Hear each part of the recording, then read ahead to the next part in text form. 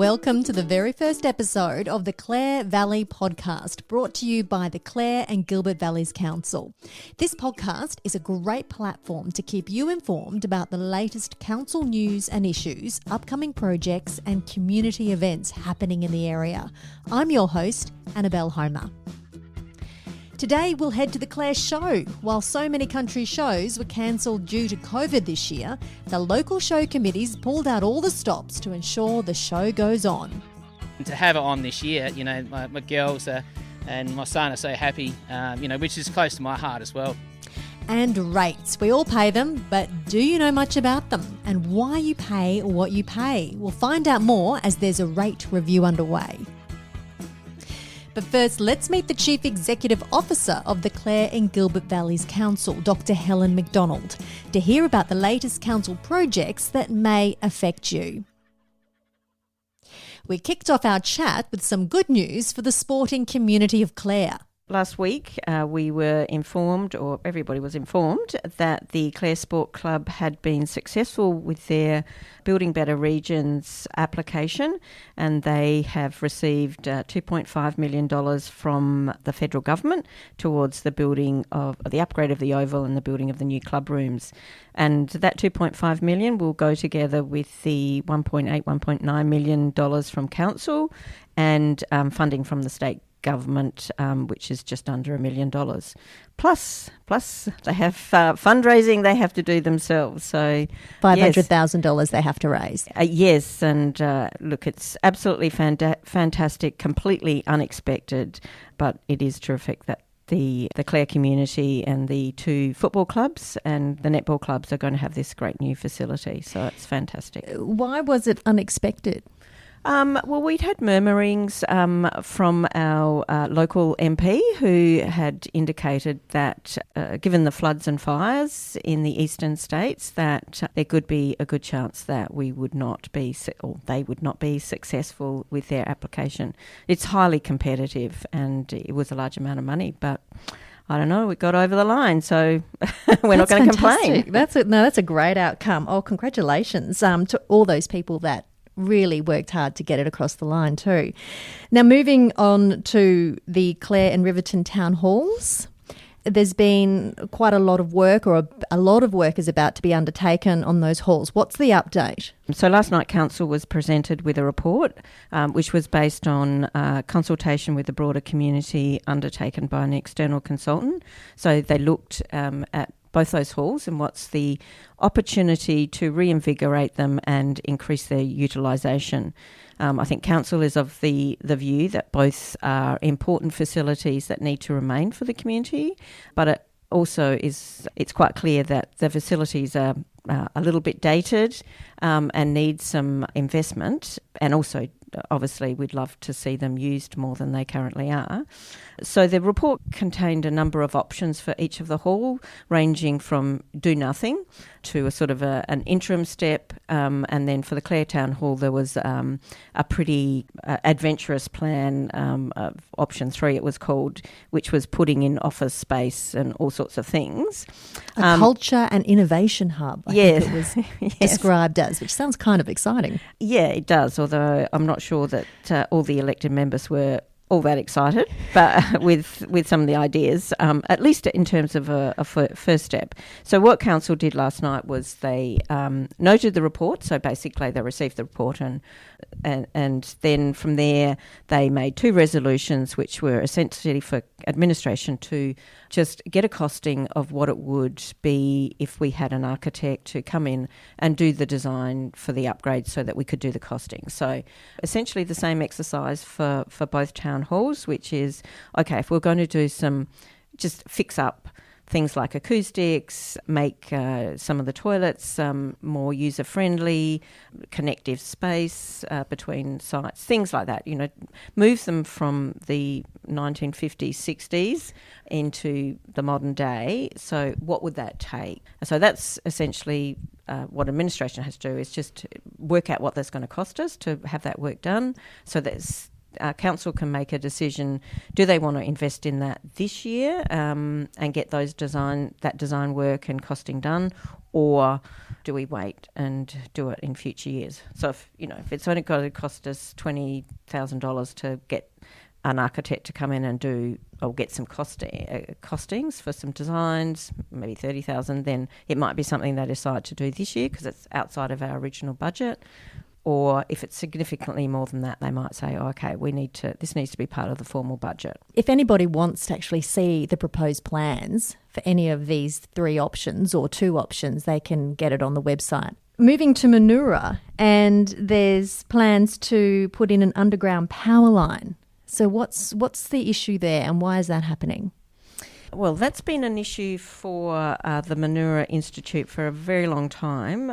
The Institute is actually a state heritage listed building, and for reasons that one does not understand. But anyway, when the power line was put in, which I think was probably in the 60s, it is very, very close to the Manoora Town Hall. So every time that council has wanted to do any repairs or work to the facade or the roof, we have to have the power turned off, and that costs, I think, in the facility of $10,000 to have the power turned off for, I think it's probably the full day. But anyway, that's just how much it costs. And the SA Power approached us and asked if we were interested in working with their program, which is called PLEC. It's a partnership program that SA Power works with councils, and it's usually for street upgrades, so to underground power lines, but in that part of that process, local government usually upgrades main streets and beautifies them. They don't usually come from SA Power, but they approached us because it's a state heritage listed building. It's not a huge amount of money in terms of what normally gets invested in these PLEC projects, but they would underground the power line in front of the Manoora Town Hall, which means that a lot of work that has needed to be done in the Institute could now be done without every time you're thinking about it, you have to invest $10,000 or so just to have the power turned off. And all those people that don't have power in the community for that day as well. Exactly, and that's the whole township of Manoora. And as one of the elected members pointed out, it also means they have no water because they all have to use pressure pumps to have water come through their taps. So it's a big deal. Okay, so when is that going to take place? Well, it's yet to be confirmed, so we base the council's decision to agree that, yes, it's a good thing to do, and they would be prepared to contribute up to $30,000 towards that.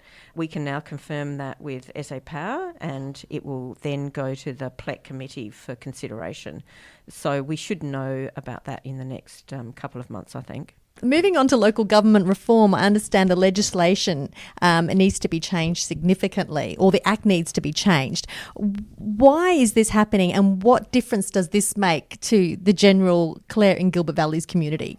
Well, the Act actually has been changed. So that was something that was done earlier this year, and it's been a process that has been under discussion and negotiation, shall we say, between the state government and the local government association representing all of the councils in the state.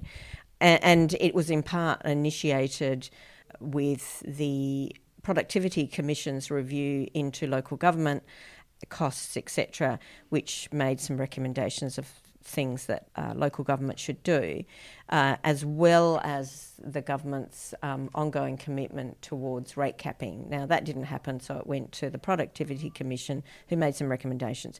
That led to then an all-embracing change to the Local Government Act, which deals from all sorts of things, from elected member behaviour through to how councils can meet. Historically, councils only met in person, but now we can meet using electronic means, to ESCOSA having oversight of councils' long-term financial planning and strategic planning alignment. It's really huge, and I think there's a 2-year implementation process to that, those changes to the Act. And last night was the first decision that council had to make in terms of updating its policies and processes to align with the new Act. So if Betty's listening to this, who lives on Agnes Street, and is hearing us talk about the local government reform and what that all means. I mean, what does it mean to her? What difference is it going to make to her? That's a good question, but a difficult question. How much time have you got, Annabelle? I'm just thinking, what does it mean for me? You know, being just a ratepayer and living in this community, is it just a really big deal for council, or how does it flow on to the community? Well, it does flow on. There's a lot of money that councils, dare I suggest, waste or get utilised in dealing with elected member behaviour in terms of either code of conduct issues, which bring in lawyers, etc., which you could say it's an unnecessary cost and utilisation of ratepayer funds. The other end is, for example, having ESCOSA have oversight of council's long-term and strategic plans is to ensure that councils are planning properly and they're not just throwing things into their budget and increasing their rates without going through a proper consultation process with communities. So, you know, big expenditure items don't just suddenly land in budgets and rates go up by, you know, a large amount. So it's part of a process to encourage and ensure there's, you know, good planning and fiscal responsibility by councils, and so that communities know and agree that, yes, if they're going to spend $5 million doing something, they're well aware of that and that it will and how that's going to be paid for over time. So it's making councils more accountable, and that councils are justifying why they're spending this amount of money on this rather than just throwing it into the budget. Yeah, that's part of it. It's also modernising councils. One of the things that has been highlighted through this current pandemic is that councils had to meet in person. This is the matter we dealt with last night.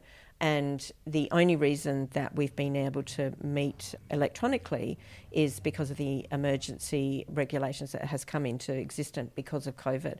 Otherwise, we would have had to meet in person. So now, going forward, councils will be legally able to use electronic means for decision making, shall we say.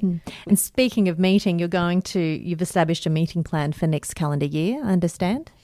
We have. We do that every year, and council looked at that. So the community can know when all the meetings are, when workshops are, etc. But we also try to meet outside of the Clare Council chambers, and we have scheduled to meet in Tarlee in 2022. So that's good for communities because they can come along to those meetings. There's some big plans ahead for playgrounds in the council area. Playgrounds, bike paths, or investment in young people, shall we say, which, yes, we've been doing a lot of that. Thank you to the federal government and the money that we've had from drought funding through to additional infrastructure spending as part of recovery from COVID. We just recently opened the Tarlee Bike Park, a BMX bike park, which I wasn't there, but understand it was a huge success. Even the mayor got on a bike and one of our councillors. But also we've just moving forward with the Clare Melrose bike park. So we've been through community consultation with that. So that will be now under construction, and that has the added bonus, I understand, of a little track for the little ones. So it's not just sort of youth, but the little ones that are just starting out will be able to use that.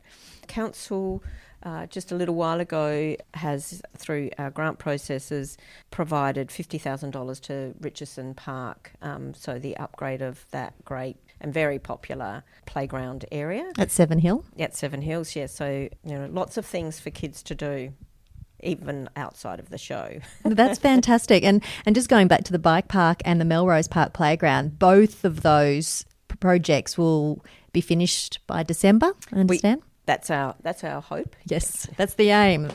Well, that's good news also for the Richardson Park Playspace as well. It's a very popular playground. I thought this was quite interesting when I was scanning your agenda the other day, that you actually put up all your major project reports as part of the agenda on your website. So if anybody wants to know if there's a toilet being upgraded, a footpath being done, or a road being sealed, you can actually access all that information and also a timeline of where it's up to. Yes, that's correct. It's our capital projects and a major project. So we have a schedule. Every single thing we're doing throughout the financial year is listed there, and you can have a look to see when it will start, how it's progressing, if it's delayed. So it's just a big spreadsheet. It doesn't have huge amounts of detail exactly what's been done, but if you read something in, for example, our annual business plan about what council was doing, and you think, well, when are they actually going to do that? They said they were going to do it, because not everything gets started on the 1st of July. You can go and have a look at that spreadsheet. It's always in every council agenda, so the ordinary council agenda, but we'll also put it up on the website so people don't have to go through the whole process of trying to find an agenda, but to find the latest schedule of capital works and where we're up to.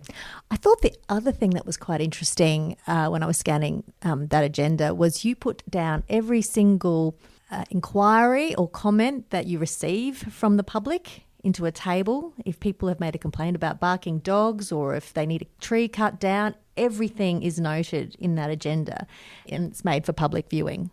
So that's something that is part of the process of council? Yes, I don't think we do it every month, but we very regularly provide council with reports of a whole range of things. Yes, the sorts of complaints that we get. There's always a report about the dogs or fire inspections, which are all standard things that we have to do. But also we record and provide council with an update on our responsiveness to work requests and the satisfaction of customers. And we actually had a question about that last night, first time ever, I think, since I've been here, from a councillor who asked, it appears that you are only getting average satisfaction levels from how you're dealing with works requests. And the answer to that, yes, that's true. That's because we have so many works requests and we've got so much other work to do. So it's clearly a pressure point for our works crews to be able to respond to that in the timely fashion, and we're not being as timely as we had in the past. We're kind of at a point where a lot of our infrastructure is starting to deteriorate and deteriorating very fast, so we're getting a lot of requests for potholes to be fixed or things to be fixed. And we've also got, because of all the extra money that's been provided by state and federal governments, we've got a huge amount of work being undertaken. So our poor works crews are really under pressure to get work done.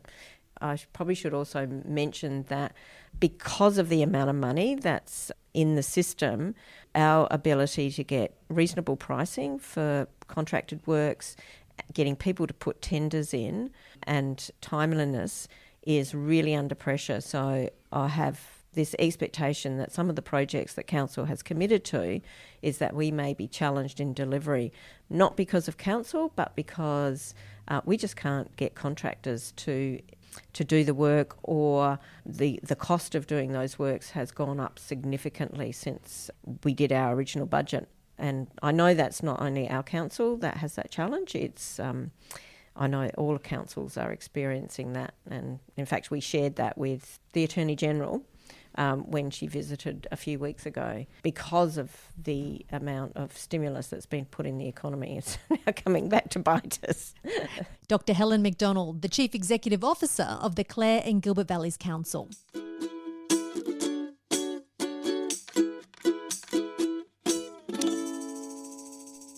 Rates, we all pay them, but do you know why you pay what you pay? The council's undertaking a review looking into how it charges council rates to make it simpler, fairer and more equitable for all ratepayers. But in the meantime, it might be handy to understand how rates work and what the review is all about. But first, let's hit the streets of Clare to gauge the general understanding of rates. I think the amount I pay is reasonable considering the services we get. Well, we get our rubbish collected and we have a very good service at the local waste transfer station, which I personally use on a number of occasions. I'd like to see even more money spent, if possible, on parks and gardens around Clare. I think we're very good at putting land aside for gardens and then not perhaps spending enough money on making sure that it's kept up to standard. That's correct. Would you be happy to pay more for rates then if that's the case? I have, I think about 5 years ago, I wrote a letter to the council suggesting they should put an extra gardener on, and if it meant an increase in rates, I'd pay it. Not a lot, other than we pay them once every quarter couldn't even tell you how much we pay every quarter, to be honest, because 3 months down the track I just forgotten how much it was. Honestly, have obviously full faith in the local council to use my rates to the most productive and best way they can, and something that I'm really ever going to be getting involved in, because it's a complicated exercise. I think the council do a reasonably good job, and I'm only one person. I don't think I can change too much anyway. Julio. Julio, how much do you know about your rates? Yeah, don't go into that much. As long as they don't put them up too much every year, I'll be all right with that. So your rates bill hasn't been going up that much? No, actually, this year was be less than last year, so which was good about it, yeah. Do you know how rates are calculated? Not really, no. I'd like to know how you go about getting a footpath. That would be good. Some places have footpaths, some don't, so that would be nice, yeah. The one thing for sure I know about the rates is that it's based on the value of your house, and my value of my house seems to be going up every year, and I don't know if it's great, but I'm not sure if I'm that happy with it, considering the council rates go up too. I would be interested to know what happens with the money, and I know you get letters and brochures in from the council to say what their budget is and what they're going to do with it. But to be honest, my life is too busy to take time out and have a look at that closely. Hi, I'm Lisa. There's a review underway looking at rates and how the council charges ratepayers. Would it be something that you would be interested in getting involved with? Would you be involved with public consultations? Would you actually read up on it? Sometimes they're a bit of a talk fest. You go, you spend your time, you say your 2 cents worth and nothing ever changes. So, yeah, I've been involved in lots of community consultations in the past, and sometimes it's very frustrating. That's just some of the views and opinions from some Clare Valley locals. Well, David Hope is an independent consultant from Skilmar Systems who's consulting council on the rates review process. Firstly, I asked him to strip it back and explain what rates are. So rates are a major source, and in fact, probably in Australia, the only tax source that local governments have. So councils raise rates to pay for the services that they provide in the community. And how are they calculated? Fundamentally, what happens is that the council will set its budget, then it will look to see what it will be getting from other revenue sources, so user charges, and may also say, well, we're going to do some new capital work, so we're going to borrow for them, which is a very appropriate thing to do, I might add. And then it will say, well, that leaves X million dollars that we need, and that's what we will raise from rates. So that's what the ratepayers will pay. Council comes up with a budget every year. Yes. And that budget needs to be ticked off by the relevant authority before they can set the rates. Is that right? The relevant authority is the council. The council has to go out for public consultation with its annual plan every year, which includes whatever they're proposing as their budget. So the community do get an opportunity to comment on what the council is actually doing and what it plans to do. And also in that, it will include what the rates will be for the following year. So that, again, the community gets an opportunity to comment on what the council plans to do. How does the council set the rates? So once they've worked out what they need as rate revenue, simplistically, what they do is they say, we need X million dollars. We have Y thousand ratepayers into X million dollars and say we need to raise this amount of money. That's looking at it simplistically. Actually, the way it's raised is by taking the capital value, in most cases, certainly in Clare's case, of individual properties, aggregating that and using that to divide into how much is needed, and then say, well, each of those properties are based on their capital value, has to pay that amount of money in rates. So the more land you have, essentially, the more you'll pay rates. Is that what you're saying in some cases? Fundamentally, yes. But then again, it depends on the valuation of the land. So if you are in the centre of Clare and you have half an acre, say, half a hectare, I should say, no, it will be valued at a higher value than half a hectare in Watervale or Seven Hill or Penwortham or in the rural area. Right? So it's not quite that simple, but yes, I mean, if you've got hundreds of hectares, yes, you'll be paying a lot more in rates. And that value of that property comes from the Valuer General's office? It does. Okay. Yes, in every case, except for Adelaide City Council, but we're not talking about them. I always say to councils, it's good that the Valuer General does your evaluation, because when there's an objection, you don't have to deal with it. The Valuer General does. And how often do you find that people do object to their valuation? It's quite low. It's quite low how many objections there are. If your rates are due, you've noticed there's a big jump in price since the last rates notice or rates bill. What has determined that jump in price? Well, two things can determine it. One is the council can have increased their rate revenue significantly and therefore made the rate in the dollar much higher. But the other thing is you could have had a change in your valuation. So that could simply be because in your particular area, sales that have gone through have shown that the valuation should be higher. Or you may have had a jump in your valuation because you've added onto your property. You've built an extra room or whatever. It's not quite simple why you might have an increase.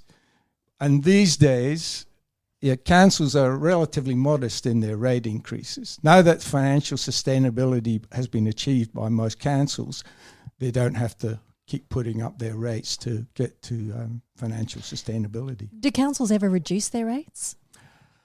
Oh. For example, well, I guess now that you've explained it to me, I can see how they wouldn't. But if property valuations have gone down, that doesn't essentially mean your rates are going to go down. No, because it all comes down to what the council's budget is. Yes, that's right. Because of COVID, many South Australian councils have actually kept their rates in the dollar the same for a couple of years. So you haven't had an increase if your valuation hasn't changed, but you haven't had a decrease either.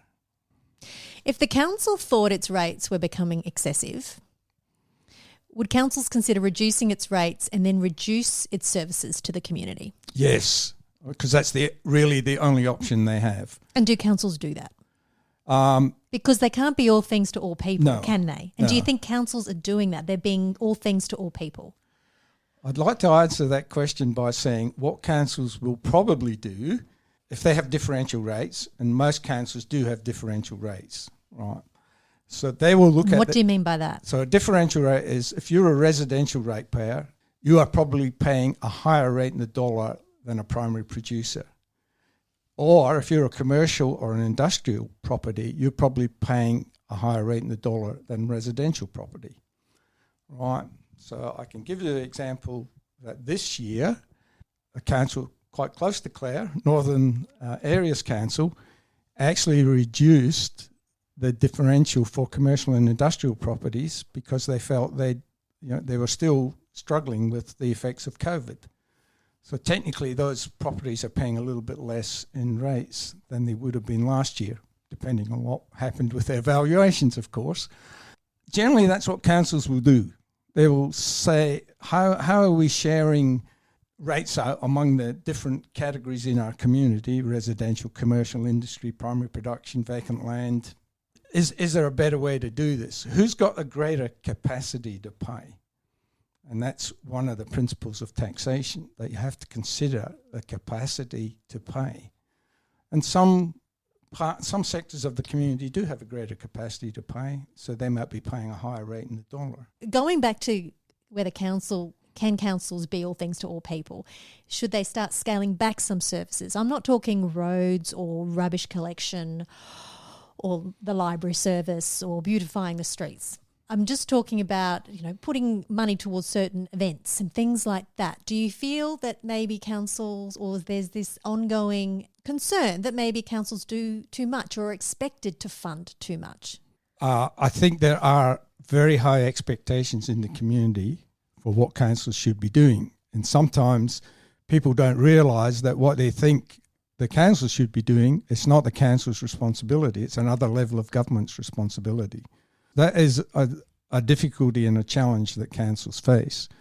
But the other challenge is that councils need to, and they're actually they're encouraged to do strategic planning. Well, not just encouraged, they're required to do strategic planning under the Act. And they're meant to review what they're doing. They're meant to review their rates. They're meant to think about, the Act says that you need to work out what's the burden on future ratepayers of your rate decisions now.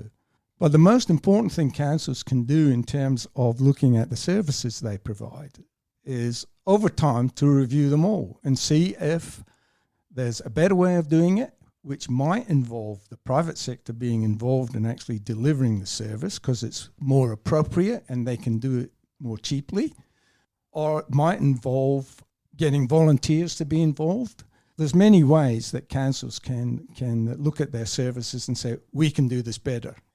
Is there a certain level of service that council needs to provide that is determined just by them, or it's determined by another authority? There are certain things that councils have to do that are statutory. In other words, there's an Act of Parliament, and it might be the Local Government Act, that says they have to do things. But most of the things that councils have to do, it's their decision that they have to do them or not. Sometimes, though, you have the state say to councils, look, we think you should do this, and let's go into this together. You contribute $1 and we'll contribute $1, and we'll provide this service. Sadly, what happens is the state stops providing their dollars, and of course, the expectation is in the community that council is going to provide this service, and they've got to provide all the funds and not just half of them. So that really, it makes council's life very difficult at times. What do rates mainly pay for? Get your long list out, but what do rates mainly pay for? Okay, I need to be a bit technical here. So we have public goods and private goods, right? So private goods are goods that individuals get, so they go to the council swimming pool, right? So they pay an entrance fee, right? So that's a user charge that you can make. Public goods are things like roads, street lighting, stormwater, and you can't actually allocate that to an individual ratepayer. So they are the things that councils raise rates for, to pay for the public goods that you can't allocate to individual ratepayers. Now, sometimes councils are a bit lazy and they could have had a user charge and they haven't made it, and really they should have user charges wherever they possibly can. I'll give you a better example. Clare and Gilbert Valleys Council, they provide community wastewater management systems in Clare, Saddleworth, Riverton, there may be some other places, but they're the principal places that they provide it. That's on a user pays basis. So they raise a service charge for that. So that doesn't come out of general rates. There's actually a separate charge for that. And that charge must be used just to pay for the community wastewater management system. So general ratepayers are not paying that because not everyone gets that service. Not everyone gets their rubbish bin picked up. So there's a separate charge for that. And that's the best way to do it. That's the fairest way to do it, not to burden ratepayers who shouldn't be paying for something they're not getting. Going back to what you were saying before, how councils can allocate which sectors of the community have to pay more rates, commercial, residential or primary production. How does council determine that burden? Yes, that's a wonderful question. I wish I could really answer that. The reality is that it's not done very well, right? So who in the Clare and Gilbert Valleys council area, which sector is getting hit with the burden more so than the others? I guess commercial and industrial ratepayers have the highest rate in the dollar, and primary producers have quite a low rate in the dollar, compared to residential people, or residential ratepayers. And part of this rate review is to actually be a bit more scientific about how those differentials are calculated, why there should be a differential. The equity principle of taxation is that everyone pays the same rate in the dollar, the same tax rate, and the more income you have, the more tax you pay. But based on the same rate. Property value stands in the place of income in the case of local government taxation. So the more value you have in your property, the more you should be paying in tax. And it's important to understand that local government rates are a tax. They are not a fee for service. But equity is not the only principle of taxation. You have to take into account capacity to pay. That's why there are provisions for seniors and for other people who are suffering hardship to get some relief if they can't pay their rates. And you also have to take into account benefit.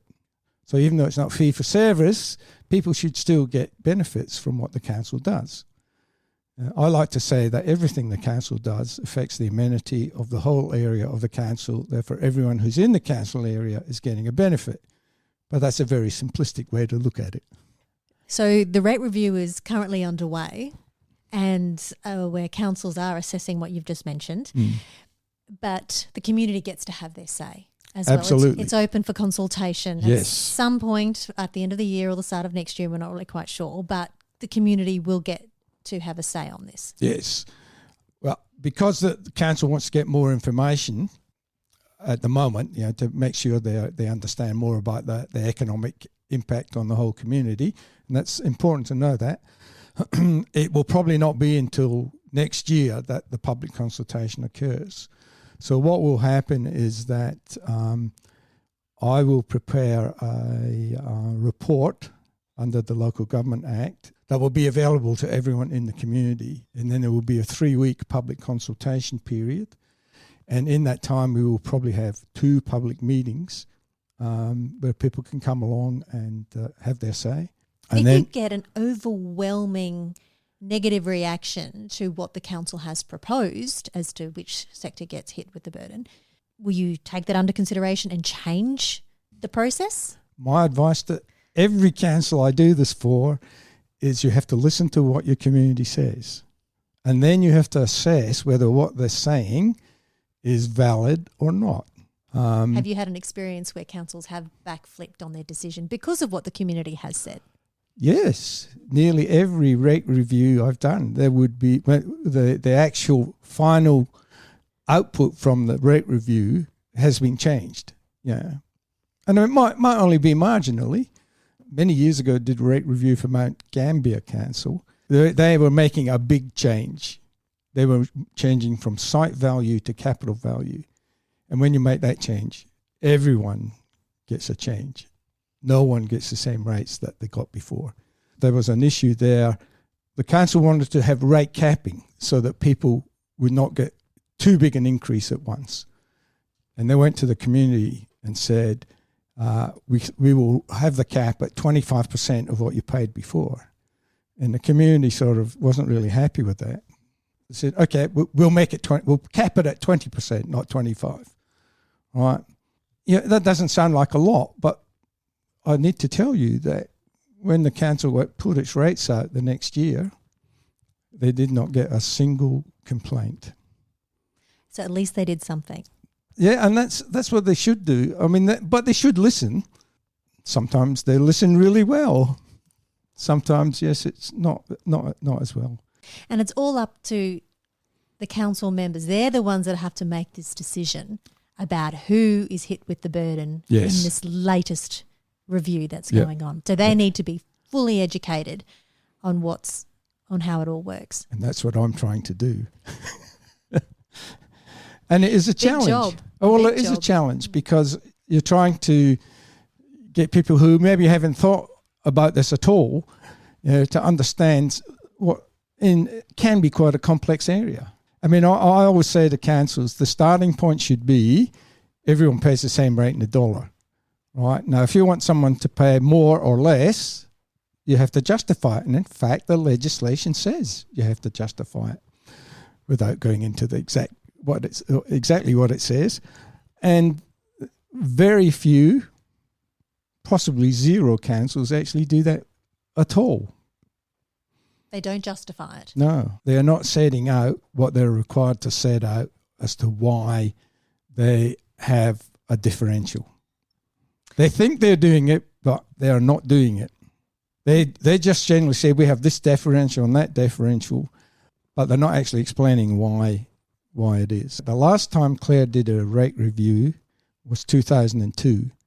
Yes, it's probably due now, if not overdue, because it's something they should keep under continuous review. And of course, a lot's happened in the last 19 years, so it's good that they're doing a rate review. I think in the case of what Clare are looking at, there may be what we call a structural review, where they might actually change, the whole method, not just the differentials, but instead of imposing a minimum rate, they might use a fixed charge. David, this has been very enlightening.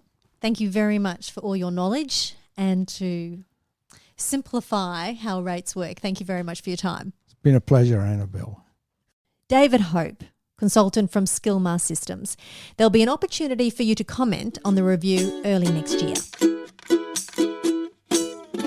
Who went to the show? What a day. Beautiful weather, so much to see and do, from shearing to show rides, gardening to cakes and crafts, cattle to horses to sheepdogs, and then topping it off with a spectacular fireworks display. So much atmosphere and so much for local families to get involved in. While so many country shows were unfortunately cancelled due to COVID, the show committee was flat out ensuring the show goes on. And I think they were pretty stoked with the outcome, with approximately 3,000 people walking through the gates on Saturday, October the 16th. Here's a taste of the colour and action from this year's Clare Show. White hat and the blue shirt on the oval, on the edge of the oval. Hi, I'm Isabel and I'm 10 years old. I really like the Clare Show. It's really fun. I like all the rides and the show bags and all the food. Georgia. I like the food and the lollies. I like it that they got the slushy machine. Luke Polden 8. The rides and the lollies. And I got a flake sample bag. Which rides have you been on? I've been on the Cyclone. Did you feel sick? No. My name is Willa and I am 7 years old. 7. And what do you like about the Clare Show? I liked that singing thing just then with the cow. It was pretty funny. So what else have you liked today? You have got a mountain load of stuff that you're carrying. What have you got there? So I've got like this fidget show bag and I have got, it says girls only and this show bag and it says something heart. I really liked doing the clowns and stuff. My name's Bryce and I am 11 years old. Yeah, so far I've had a really good time and I really enjoy the rides and everything, especially hanging out with my friends. You're about to go in the parade though, that's a pretty big deal. Yeah, very big. Yeah, have you done that before? No, I don't think so. Oh, and I've also done this personality contest and I came runner-up in it, that's why I'm going in the parade. And you won $25? Yeah, a lot of money. Have you spent it all yet? Nope, because my mum took it. and then she had to go somewhere, so then I never had the money. Wise woman, wise woman. All right, thank you, Bryce. You're welcome.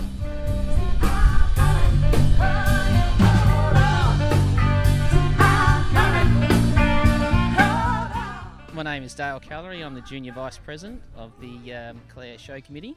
So look, Annabelle, it's been a great day today and the weather has been absolutely perfect, and I guess leading up to the day with the rain and whatever, which is good for the crops. We're a bit concerned, but it's been a cracker of a day.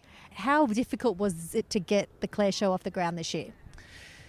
Look, very difficult, and the committee, it was touch and go for quite some time. So to put a management plan together to make today happen was quite lengthy, and we managed to get it through. So at one stage there, the committee, the show was on hold most definitely, and then it was proceed with caution, and then we called a meeting and then made a decision to then proceed. So, and at the end of the day, it was the right decision. So it was great. What are you doing differently this year that you're hoping will really turn the corner for the show?